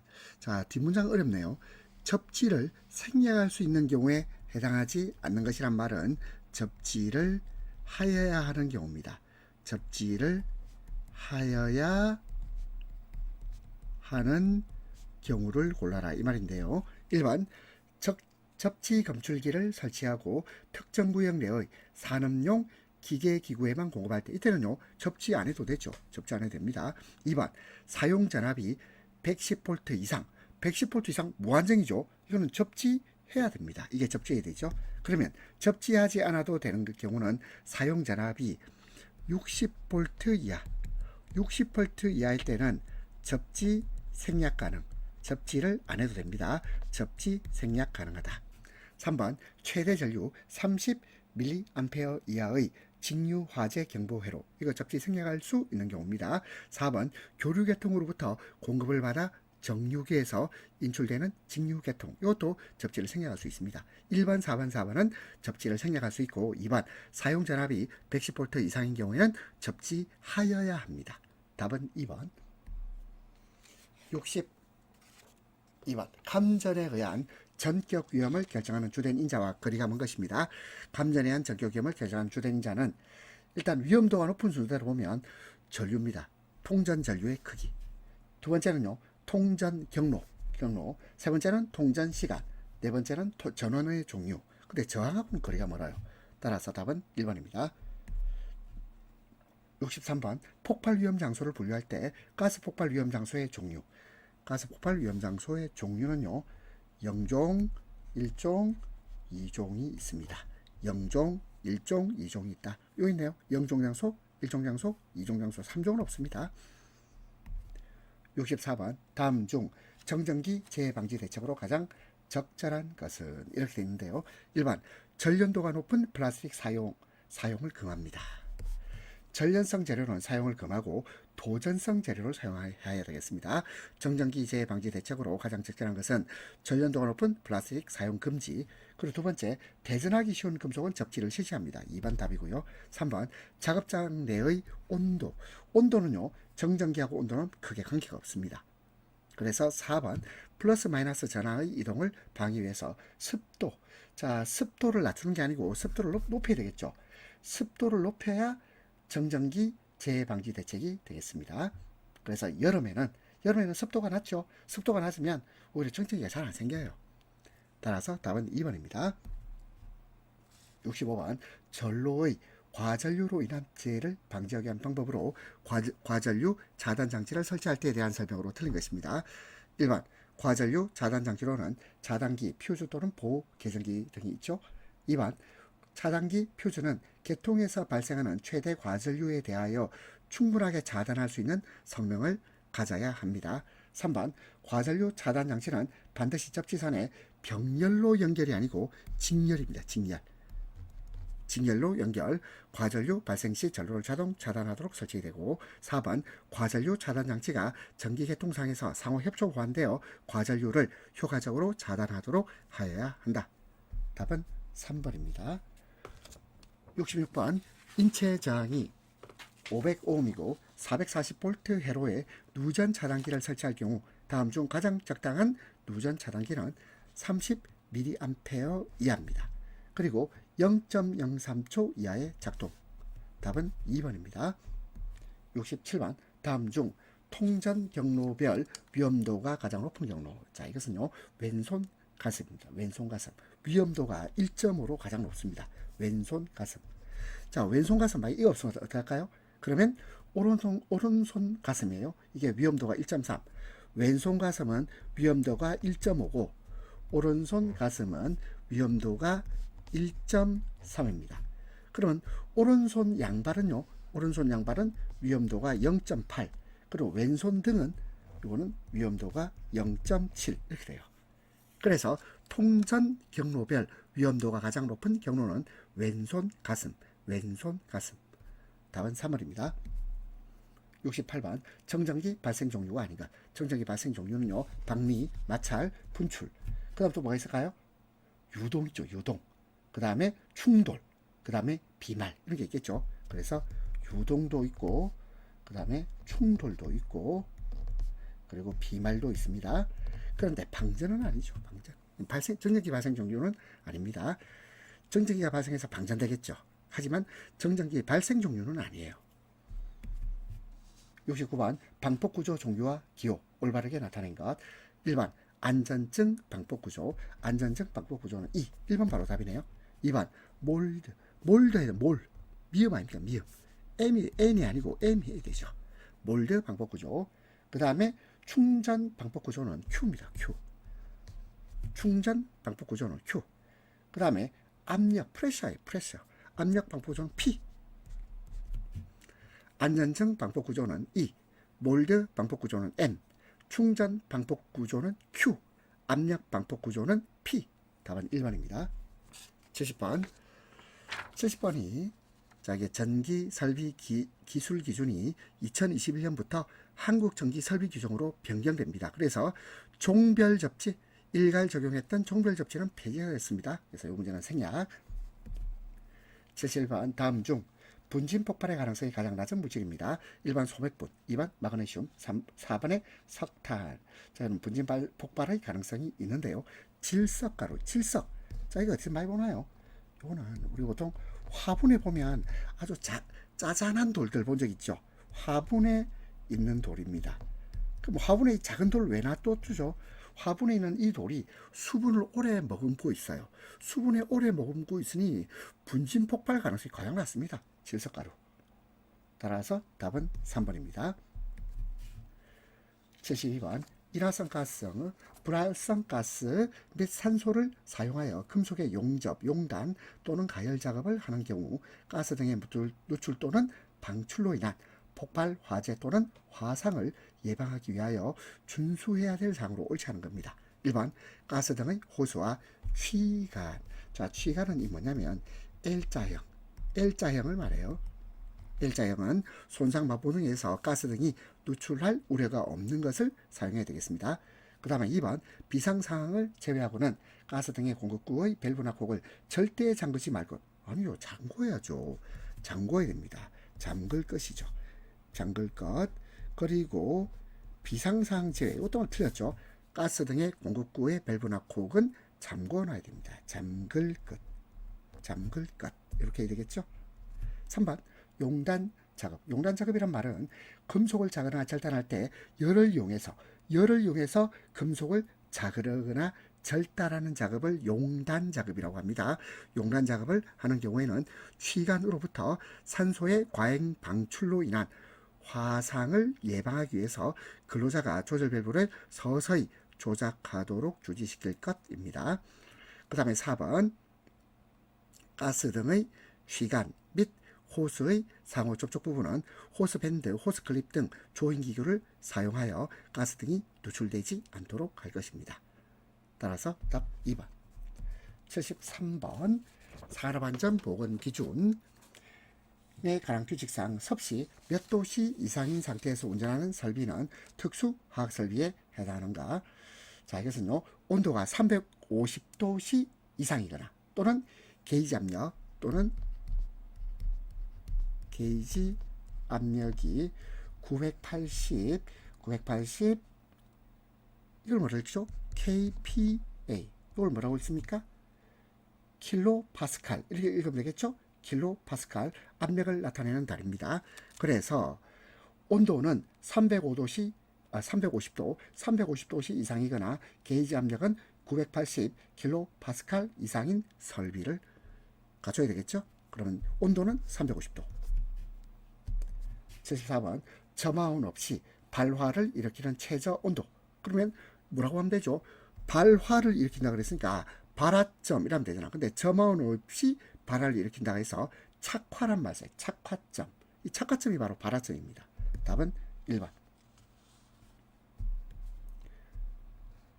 75번 배관용 부품에 있어서 사용되는 용도가 다른 것인데 엘보. 이 엘보가 바로 L자형. 이것도 L자형이죠. L자형을 말한다. 엘보. 우리 엘보 한번 보세요. L자형 맞죠? 엘보가 원래 팔꿈치라는 뜻 아닙니까? 이 팔꿈치가 요게 팔꿈치죠. L자형이잖아. 그 다음에 T는 T자형. 크로스는 십자가형. 그러면 이 세 가지는 모두 1번, 2번, 3번은 모두 방향을 바꿀 때 쓰는 거잖아. 방향 변경 용도입니다.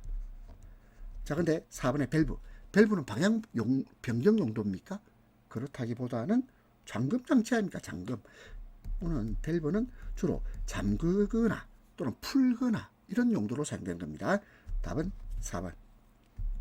76번 에틸을 폭발 한값 1.9 발륨 퍼센트, 에틸 알코올 폭발 한값 4.3 발륨 퍼센트가 4대1로 혼합되어 있다. 4대1로 혼합되어 있다. 요거는요, 이렇게 생각하면 되겠죠. 예를 들어서 40이면 10이고 80이면 20. 자, 우리가 80이면 20이다. 이렇게 하면 이게 전체가 100이 나오잖아요. 아니나 다를까 혼합증기는 에틸 80%, 에틸 알코올이 20%, 80대 20 이렇게 생각되겠습니다. 자, 다시 보면 에틸 폭발한 값 1.9, 에틸 알코올 폭발한 값 4.3. 이게 4대 1로 혼합된 증기의 폭발 한계는 얼마인가? 자, 우리 폭발 한계 구하는 공식 한번 해볼까요? 일단 한값이 분모에 들어옵니다. 한값. 자, 볼까요? 에틸 한값 1.9인데 에틸가 80%가 있다 그랬죠. 구성되어 있다 그랬다. 그 다음에 에틸 알코올은 폭발 한값이 4.3입니다. 4.3. 그리고 이것이 20%로 구성되어 있고요. 그리고 전체는 얼마입니까? 100이죠. 보세요. 80대 20. 4대 1이 80대 20 되면 이거 100 아닙니까? 80하고 20을 더해보세요. 전체가 100%다. 이 말이에요. 100. 그리고 이걸 정리하면 되겠죠. 자, 정리하면 그러면 2.1387 뭐 이렇게 나오거든요. 2.1387 쭉쭉쭉 나옵니다. 그럼 답은 1번을 하면 되겠습니다. 77번 다음 중 산업안전 보건 기준에 관한 규칙에 정하는 급성 독성 물질에 해당하지 않는 것입니다. 1번 쥐에 대한 경구는 입을 통한 이 말이죠. 경구 투입 실험에서 실험동물의 50%를 사망시킬 수 있는 물질의 양이 kg당 300mg 자, 체중 이하인 화학물질. 자, 이것은 급성 독성 물질 맞습니다. 두 번째, 쥐에 대한 경피란 말은 피부를 통한 이 말입니다. 경피 흡수 실험에서 실험동물의 50%를 사망시킬 수 있는 물질의 양이 kg당 1000mg 체중 이하인 화학물질 맞고요. 세 번째, 토끼에 대한 경피 흡수 실험. 자, 이건 토끼입니다. 토끼에 대한 경피 흡수 실험. 실험 동물의 50%를 사망시킬 수 있는 물질의 양이 kg당 1000mg 체중 이하인 화학물질 맞고요. 4번 쥐에 대한 4시간 동안의 흡입. 자, 흡입은 주로 이제 흡입 기관을 통해서 흡입되는 걸 말하겠습니다. 흡입 실험에서 실험 동물의 50%를 사망시킬 수 있는 가스의 농도가 3000이 아니고 2500입니다. 2500 ppm 이상이 아니고 이하. 2500 ppm 이하인 화학물질. 답은 4번이 되겠습니다. 78번 연소의 3요소 중 한 가지에 해당하는 요소가 아닌 것입니다. 1번 메탄 뭘까요? 이거는 연료죠. 연료. 가연물 연료를 말한다. 그 다음에 또 공기. 자, 공기는 산소를 말하겠죠. 그 다음에 3번 정전기의 방전으로 인해서 열이 발생하잖아. 따라서 이건 점화원 열을 말합니다. 여기서는. 그 다음에 4번 이산화탄소는 소화 기능을 가지고 있죠. 불 끄는 작용을 하잖아요.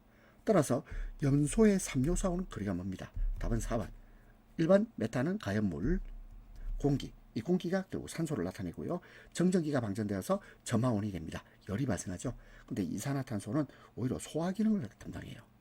답은 4번. 79번 다음 물질이 물과 반응했을 때 가스가 발생한다. 위험도 값이 가장 큰 가스를 발생시키는 물질입니다. 자, 이거는 일단 공식 한번 외워볼까요? 탄화칼슘에다가 물을 더하면 뭐가 생성되죠? 하면 아세틸렌 가스가 생성됩니다. 아세틸렌 가스가 생성되고 이 아세틸렌 위험도는 31.4예요. 따라서 위험도 값이 가장 큰 가스는 아세틸렌 가스, 탄화칼슘을 나타내면 됩니다. 탄화칼슘에다가 물을 더하면 아세틸렌 가스가 방출된다. 탄화칼슘에다가 물을 더하면 아세틸렌 가스가 발생합니다. 80번 다음 중 화재 분류에서 전기 화재에 해당하는 겁니다. 자, 우리가 보통 A급, B급, C급, D급 이렇게 나누죠. 자, 이거 두 문자를 따서 우리가 했던 거 기억납니까? 기억나요? 인류전금 이렇게 하거든요. 이 U가 동그라미인데 두문법칙이야. U 합시다. 인류전금 1은 일반 화재. 그러면 A급 화재는 일반 화재입니다. B급 유류 화재, C급 전기 화재, D급 금은 금속 화재입니다. 따라서 전기 화재는 C급. 답 3번입니다. 81번 잠암 또는 우물통의 내부에서 근로자가 굴착 작업을 하는 경우의 준수사항으로 옳지 않은 겁니다. 잠암은 영어로 해볼게요. 케이슨이라고 합니다. 케이슨. 케이슨이라는 것은 토목공사할 때 건설 작업용으로 이용되는 상자형의 구조물을 말합니다. 철근 콘크리트로 만들거든요. 그러면 그 안에는 근로자가 일하고 있습니다. 그러면 1번 산소 결핍 우려가 있는 경우에는 산소의 농도를 측정하는 사람을 지명하여 측정하도록 해야지 잠암 또는 우물통 내부에서 일하는 근로자의 안전이 보장되겠죠. 2번 근로자가 안전하게 오르내리기 위한 설비를 설치해야 됩니다. 3번 굴착 깊이가 20m를 초과하는 경우 20m입니다. 20m 초과하는 경우에는 해당 작업 장소와 외부와의 연락을 위한 통신설비 등을 설치할 것. 4번 잠암 또는 우물통의 급격한 침하에 의한 위험을 방지하기 위하여 바닥으로부터 천장 또는 보까지의 높이는 2m 이내에 되어 있는데 이게 아니고요. 1.8m 이상입니다. 1.8m 이상. 2m 이내가 아니고 1.8m 이상으로 할 것. 틀린 것은 4번입니다. 82번 굴착 작업 시 근로자 위험을 방지하기 위하여 굴착 작업할 때 근로자 안전이 중요합니다. 그래서 위험 방지를 위해서 해당 작업 또는 작업장에 대한 사전조사를 실시해야 됩니다. 그러면 이 사전조사 항목에 포함되지 않는 것 1번 집안의 지하 수위 상태. 자, 이거 근로자 안전을 위해서 조사해 봐야 됩니다. 형상 지진 및 지층의 상태도 조사를 해 봐야 됩니다. 근데 굴착기 이상 유무. 굴착기는 요거는요 실제 작업할 때 체크하는 거죠. 따라서 3번 틀렸고 4번 매설물 등의 이상 또는 유무 또는 상태 이상 여기는 이상 유무해서 이상을 넣어줍시다. 이상 유무 또는 상태 이것도 그렇습니다. 답은 3번이 되겠습니다. 물론 이제 이상 없어도 되겠네요. 매설물 등의 유무 있고 없고 자 이상 유무 이렇게 되겠지만 그냥 매설물 유무 그냥 그대로 놔둡시다. 매설물 등의 유무 또는 상태. 따라서 사전조사 항목. 근데 이 사전조사는요. 작업장에 대한 사전조사입니다. 작업을 하기 전이에요. 따라서 굴착기 이상 유무는 아닙니다. 83번 흙의 연경도에서 반고체 상태와 소성 상태. 자, 소성이란 말은 파괴 없이 변형시킬 수 있는 최소의 함수비를 소성 상태의 한계 줄여서 소성 한계라고 합니다. 지금 보니까 답이 나와 있네요. 흙의 연경도에서 반고체 상태와 소성 상태의 한계를 소성 한계라고 합니다. 84번 화물을 적재하는 경우 준수해야 될 사항으로 옳지 않은 겁니다. 1번 침하 우려가 없는 튼튼한 기반 위에 적재합니다. 2번 화물의 압력 정도와 관계없이 압력 정도와 관계가 있죠. 그리고 화물의 벽이나 칸막이 등을 이용해서 화물을 기대어 적재할 것. 그런데 원칙적으로 화물은 벽이나 칸막이에 기대어 적재하면 안 되겠죠. 그런데 화물의 압력 정도에 관련해서는 압력 정도와 관련해서는 만약에 압력이 낮다면 그러면 기댈 수도 있겠습니다. 그래서 이게 관계없이가 가장 틀렸죠. 틀렸고 그리고 관계없이 기댄다. 요 기댄다는 것도 잠깐 표현이 안 되겠습니다. 3번 하중이 한쪽으로 치우치지 않도록 쌓을 것. 이것이 편하중을 방지하기 위한 거죠. 4번 불안정할 정도로 높이 쌓아 올리지 말 것. 답은 2번입니다. 85번 발파공사 암질 변화 구간 및 이상 암질 출현 시 적용하는 암질 판별 방법과 거리가 먼 겁니다. 자, 잘 모르겠죠. 뭐 RQD, RMR, 탄성파 속도. 자, 그럼 이 세 가지는 모두 암질 판별 방법과 관계가 있습니다. 그런데 하중이 뭐예요? 무게죠, 무게. 그렇죠? 그러면 하중계란 말은 결국 하중을 측정한다. 하중을 측정합니다. 왜 하중을 측정할까요? 그것은 안전 때문에 그래요. 안전. 그리고 또 지방 상황을 예측하기 위한 거예요. 집안의 상황을 예측하는 거죠. 암질하고는 거리가 멀죠? 답은 4번입니다. 86번 철골 작업을 중지해야 하는 풍속 강우량입니다. 먼저 풍속은 10m/s 이상입니다. 초당 10m, 10m/s. 이 세컨이 초죠, 초당 10m 이 말입니다. 그리고 강우량은 1mm/hour, hour는 시간당 1mm 이상. 답은 1번입니다. 87번 근로자의 추락 등의 위험을 방지하기 위하여 안전난간을 설치하는 경우에 안전난간은 구조적으로 가장 취약한 지점에서 가장 취약한 방향으로 작용하는 얼마 이상의 하중, 얼마 이상의 무게를 견딜 수 있는 튼튼한 구조여야 합니까? 100kg죠. 100kg. 100kg. 그렇죠? 100kg. 88번 달비개. 달비개는 뭐냐면 높은 곳에서 일할 수 있도록 설치하는 임시 가설물. 그러니까 달비개죠. 달려있는 비계, 달려있는 하늘을 나는 비계, 계단, 뭐 이런 말이거든요. 비계란 말이 날비자의 계단계자입니다. 달은 달려있다 이렇게 하면 되죠. 그러니까 높은 곳에서 일할 수 있도록 설치하는 임시 가설물, 이것이 달비계입니다. 근데 곤돌라의 달비계는 제외하고 달비계의 최대 적재 하중을 정하는 경우 달기 와이어 로프 및 달기 강선의 안전계수 기준입니다. 이것은 10 이상입니다. 10 이상. 89번 집안 종류에 따른 굴착면의 기울기 기준으로 옳지 않은 것입니다. 2023년 변경된 규정이 적용됩니다. 그러면 2023년 기준을 한번 볼까요? 자, 이거는 2021년인데 여러분들이 아마 이렇게 공부하고 있었을 거예요. 자, 그리고 2023년 보겠습니다. 2023년 모래는 1대 1.8, 연암 및 붕암은 1대 1.0, 경암은 1대 0.5, 급박기역은 1대 1.2가 됩니다. 자, 그러면 다시 문제 한번 봅시다. 보통의 습지와 건지로 구분하는 것이 아니라 급박기역이라고 해서 1대 1.2였죠. 1번, 4번 탈락. 그 다음에 연암 및 붕암은 1대 1.0이었어요. 자, 그러면 옳지 않은 것은 1번, 2번, 4번이 됩니다. 자, 그래서 집안 종류에 따른 굴착면의 기울기 기준은 2023년을 기준으로 공부하시는 게 좋겠습니다. 90번 재료비가 30억, 직접 농비가 50억 원인 건설공사 예정 가격상 안전관리비.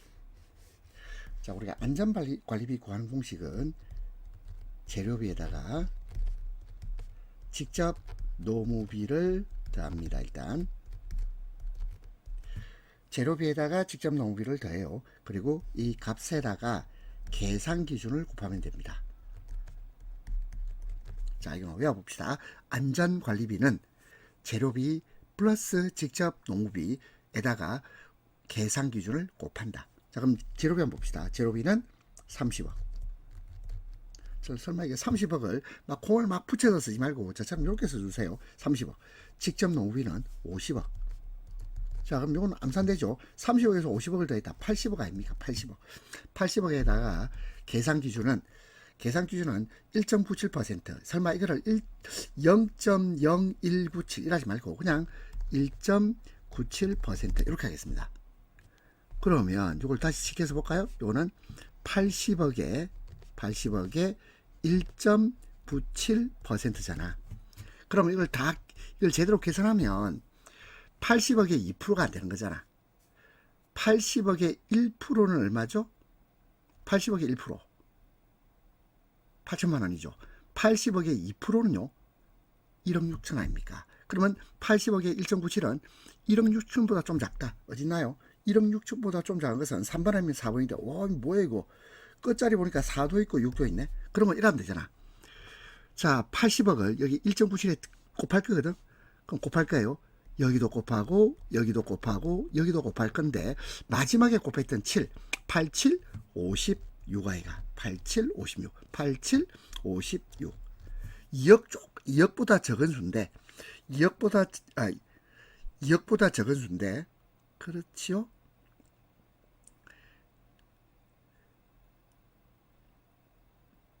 자, 2억이 아니고 지금 말을 제가 이상해요. 2억이 왜 2억이고 여기다가 2% 하면 1억 6천이지. 1억 6천보다는 조금 적은 수입니다. 그렇죠? 적은 수인데 근데 8하고 7을 뒤에 있는 숫자 7을 곱해서 87, 56 해서 끝자리가 6이 나온대요. 1억 6천보다 조금 적은데 끝자리가 6이 나온다. 해서 4번을 그냥 바로 암산해서 계산기 쓰지 말고 바로 들어가도 되겠습니다. 다시 볼까요? 재료비 30억, 직접 노무비 50억, 그리고 건설공사의 예정가격상 안전관리비. 안전관리비는 재료비에다가 직접 농비를 더해가지고 또 말을 자꾸 제가 헛말이 오네요. 재료비와 직접 농비를 더해서 그리고 그 값에다가 계산 기준을 곱합니다. 재료비 30 그 직접 노후비 50. 근데 이게 억 단위예요. 억 단위. 30 플러스 50 하면 80억. 그리고 계산 기준은 1.97. 2%가 조금 안 된다 그 말이죠. 2%가 조금 안 돼요. 그럼 2%라면 1억 6천. 그러면 그보다는 조금 작다는 뜻입니까? 그렇죠? 1억 6천보다는 작아요. 그러면 답은 3번 아니면 4번일 텐데, 근데 80억 곱하기 1.97 하면 8, 1은 8, 8, 9, 72, 8, 7, 56. 마지막에 6이 넣어야 됩니다. 91번. 사질 토지반에서 보일링 현상에 의한 위험성이 예상될 경우 대책으로 옳지 않은 것입니다. 1번. 흑마기 말뚝의 밑둥넣기. 밑둥넣기를 깊게 하면 보일 현상의 위험성을 예방할 수 있습니다. 그 다음에 두 번째, 굴착 저면보다 깊은 지반을 불투수로 개량한다. 불투수로 개량한다는 말은 결국 불투수, 물이 통과하지 않단 말이죠. 따라서 이거는 물의 흐름을 차단한다는 뜻입니다. 물의 흐름을 차단한다. 그러면 이 물의 흐름을 차단하는 것은 결국 굴착 및 투수층에 만든 피트를 제거하는 게 아니고 피트를 설치해야죠. 그렇죠? 피트를 만들어야 돼요. 만든 피트를 제거하는 거 아닙니다. 그 다음에 4번 흑마기벽 주위에서 배수시설을 통해 수두차는 뭐냐, 이 수두가 뭐냐면 수위입니다. 수위, 물의 높이, 수위차를 적게 합니다. 왜냐하면 수두차를 적게 하잖아요. 그러면 수압이 낮아지겠죠. 수압이 낮아지고, 수압이 낮아지면 그러면 보일링 현상을 요거를 방지하는데 도움이 됩니다. 자, 다시 보겠습니다. 사질 토지반에서 보일링 현상의 위험성이 예상될 경우에 대책으로 옳지 않은 것입니다. 1번 흑마기 말뚝의 밑둥넣기를 깊게 한다. 2번 굴착 저면보다 깊은 지반을 불투수로 개량한다. 그래서 물의 흐름을 차단합니다. 3번 굴착 및 투수층에 만든 피트를 제거하는 게 아니고 피트를 설치합니다. 피트를 설치하면 그러면 이것도 수압이 낮아지겠죠. 수압이 낮아져서 보일링 현상을 방지할 수 있다. 그리고 4번 흑마기벽 주위에서 배수 시설을 통해 수위차를 적게 하면 이것도 마찬가지 수압을 낮게 해서 보일링 현상을 방지할 수 있습니다. 답 3번. 92번 유해 위험 방지 계획서 제출 시 첨부 서류의 항목이 아닌 것입니다. 1번 보호장비 폐기 계획. 뭐예요 이거? 유해 위험 방지 계획서 제출 시 첨부 서류인데 보호장비가 필요하잖아요. 보호장비가 필요할 텐데, 근데 문제는 이 보호장비 폐기 계획, 요거는 첨부 서류 항목이 아닙니다. 그 다음에 2번 공사계획서. 3번 산업안전보건관리비 사용계획 맞고요. 전체 공정표도 맞습니다. 첨부서류입니다. 답 1번. 93번 슬레이트, 선라이트 등 강도가 약한 재료로 덮은 지붕 위에서 작업을 할 때 발이 빠지는 등 근로자가 위험해질 우려가 있는 경우 폭 얼마입니까? 30cm입니다. 30cm 이상 발판을 설치하거나 안전방망을 치는 등 위험을 방지하기 위하여 필요한 조치를 하여야 한다. 발 빠지는 것을 막기 위해서 폭 30cm 이상의 발판을 설치하거나 또는 안전 방망을 치는 등 위험을 방지하기 위해서 필요한 조치를 해야 됩니다. 30cm. 94번 쇼벨계 굴착기계에 속하지 않은 겁니다. 자, 쇼벨계 굴착기계 파워 쇼벨. 쇼벨계 맞겠죠. 그 다음에 클램쉘 맞습니다. 그 다음에 스크레이퍼가 되어 있는데 이 스크레이퍼는 이거는 트랙트계 기계입니다. 그리고 드래그라인. 자, 드래그라인도 쇼벨계 굴착기계입니다. 쇼벨계 굴착기계는 파워 쇼벨, 클램쉘, 드래그라인. 95번 토사 붕괴의 내적 원인이 아닌가. 그냥 내적 원인 아니면 외적 원인. 먼저 1번 사면 변면의 경사가 증가한다. 요거는 외적 요인입니다. 사면 변면의 경사 증가는 토사 붕괴의 외적 요인. 1번 답이고 2번 그러면 내적 요인은 뭘까요? 토질 구성의 이상이죠. 절토 사면의 토질 구성 이상 또는 성토 사면의 토질 구성 이상 또는 토석의 강도 저하 이런 것들이 내적 원인입니다.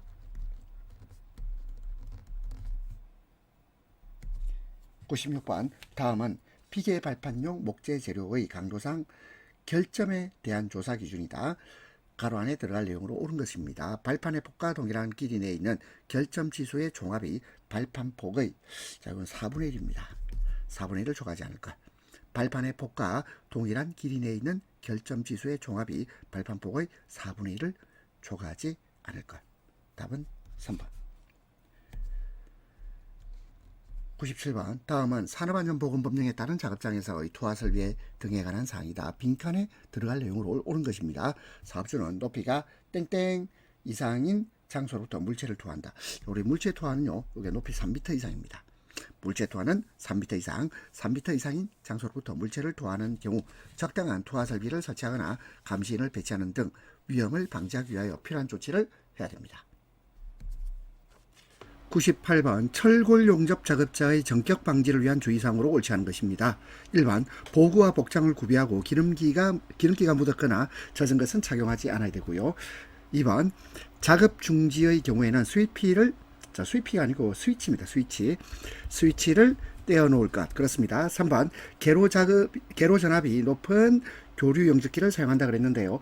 개로 전압이 낮은입니다. 높은이 아니고 낮은 교류 용접기를 사용해야 되고, 4번. 좁은 장소에서 작업에서는 신체를 노출시키지 않을 것입니다. 근데 옳지 않은 거죠.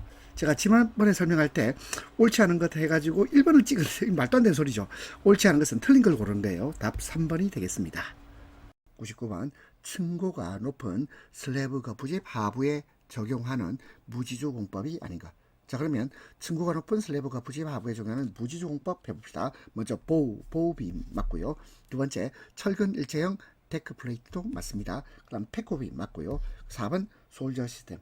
솔저 시스템은 이거는 합벽 지지대라고 부릅니다. 솔저 시스템은 합벽 지지대. 지하 터파기 공사 후에 벽면에 콘크리트를 타설할 때 유로폼을 설치 후에 지지하는 지지대를 솔저 시스템이라고 합니다. 자, 그러면 이거는 지주대가 있는 거죠. 무지주 아닙니다. 그러면 무지주 공법은 뭐냐면 지주가 없다 이 말이거든요. 그래서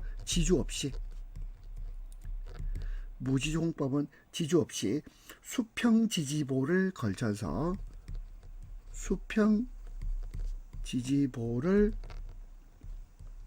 걸쳐가지고 거푸집을 지지하는 공법이에요. 그러면 무지주 공법은 말 그대로 지주가 없다 이 말. 기둥이 없어. 그러면 기둥이 없는 거 보빔, 철근 일체형 데크플레이트, 패코빔은 무지주 공법입니다. 하지만 솔저 시스템은 합벽 지지대가 있고요. 합벽 지지대인데 이런 지주가 있겠죠. 따라서 답은 4번입니다. 100번. 도심지에서 주변에 주요 시설물이 있을 때 침하와 변이를 적게 할 수 있는 가장 적당한 흙막이 공법인데, 이것은 지하 연속벽 공법입니다. 답은 3번이죠. 1번의 동결공법 볼까요? 동결공법은 집안 중에 있는 물을 동결을 시킵니다. 동결. 그래서 붕괴나 용수의 누출을 방지하는 굴착법을 동결공법. 그 다음에 2번 샌드 드레인 공법은 집안 내에서 구멍을 뚫고 그 구멍에 샌드가 뭐죠? 모래를 채워 넣어서 물 빠짐을 촉진하는 것, 샌드 드레인, 모래로 배수하는 공법이에요. 4번 뉴매틱 케이슨 어디 들어보지 않았나요? 81번에 있었죠. 케이스는 상자형 구조물이고 윗부분은 개방되어 있고 아랫부분은 밀폐되어 있는데요. 그러면 이 뉴매틱 케이슨 공법은, 자, 이건 통을 만들어 가지고 케이슨을 만들어서 이 케이슨을 바닥에 내려놓고 그 케이슨 안에 압축 공기를 불어넣으면서 기초공사를 하는 방식을 말합니다. 그러면 다시 도심지에서 주변에 주요 시설물이 있을 때 침하와 변이를 적게 할 수 있는 가장 적당한 흙막이 공법은 지하 연속벽 공법이 되겠습니다. 자, 100번까지 문제 푸신다고 고생하셨습니다.